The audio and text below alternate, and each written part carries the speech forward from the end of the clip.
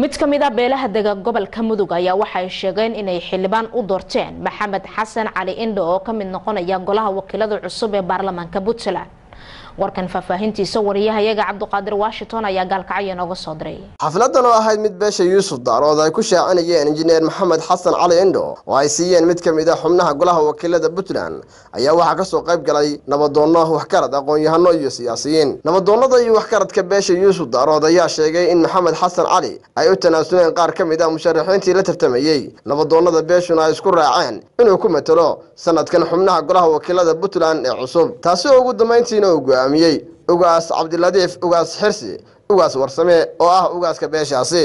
xafladani waxay ku saabsan tahay soo gudbinta xildhibaanka gobolka Mudug beesha Yuusuf Daarood ay ku leedahay. waxaanu u soo dooranay wada hadal dheer kadib oo muddo socday Maxamed Xasan Cali injineer Maxamed Xasan Cali inuu beesha Yuusuf Daarood xildhibaan u yahay. waxaanu u soo dooranay si aan khilaaf ku jirin ilaa laba musharax baa booska isu soo taagay. waa uu tanaasulay musharaxii kale oo taagnaa Maxamed Xasan Kulmiye ayuu ahaa haatan xafladda ina la jooga si aan dib lahayn magaciisa lahayn ayuu ugu tanaasulay. qabiilka awsole la yiraahaa laba xarig buu wax ku qaybsada Mudug iyo Nugaal weeye. kursigaan meesha maanta aan ninka ku siinay waxa iskale Mudug ninkaasaan u garanay daanu dadweynihii iyo odayaashii iyo nabadoonadii iyo ismadii meesha joogaynahay ninkaasaanu u dhiibnay siinay u saxiixinay xildhibaan noogu ah maanta beesha Yuusuf Daarood ee gobolka Mudug xubintii baarlamaanka Puntland gobolkan Yuusuf Daarood uu ku lahaa Puntland ku lahaa maanta dadweynaha ama qabaa'ilka reer Yuusuf Daarood ee gobolka Mudug waxa ay siiyeen Maxamed Xasan Cali Aadan.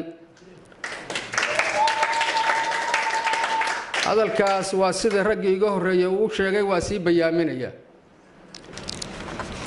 waxaanu halkan ku soo gudbinaynaa xildhibaanka Maxamed Xasan Cali xildhibaankii gobolka Mudug uu ku lahaa Yuusuf Daarood.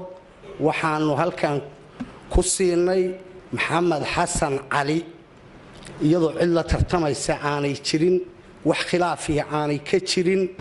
waxaan soo dhaweynaynaa injineer Maxamed Xasan oo xafladan beeshu ay ku dooratay marka laga hadlayo gobolka Mudug ayagoo dhammaan isku raacsan lagu dooranayo xildhibaanka ay soo gudbisay beesha nabadoonada ay soo gudbiyeen Yuusuf Daarood ee gobolka Mudug. Maxamed Xasan Cali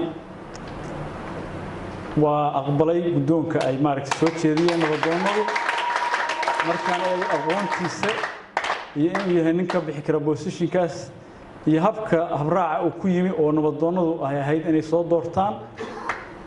ugu dambeyntii injineer Maxamed Xasan Cali Indho ayaa odayaasha nabadoonada iyo siinka beesha Yuusuf Daarood ee uu ogolaaday inuu sanadka ka mid noqdo golaha wakiilada Puntland u mahad celiyay. wuxuuna xusay in baahi dadweyne oo jirta oo xilkaasi u qabtay si uu berri uga saaro dadka uu matalayo.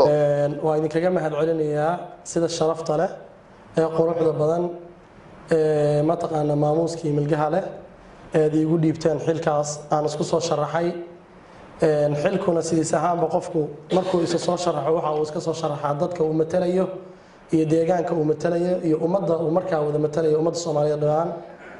xilkan markaan isku soo sharaxayay isuma soo sharaxin macnaha kaliya baa mudan iyo wada helaysaa. waxaan isugu soo sharaxay waxa weeye waa baahi ka taagnay deegaanka aan joogo oo xubinta laga lahaa taasaa kaliftay inaan isku soo sharaxo.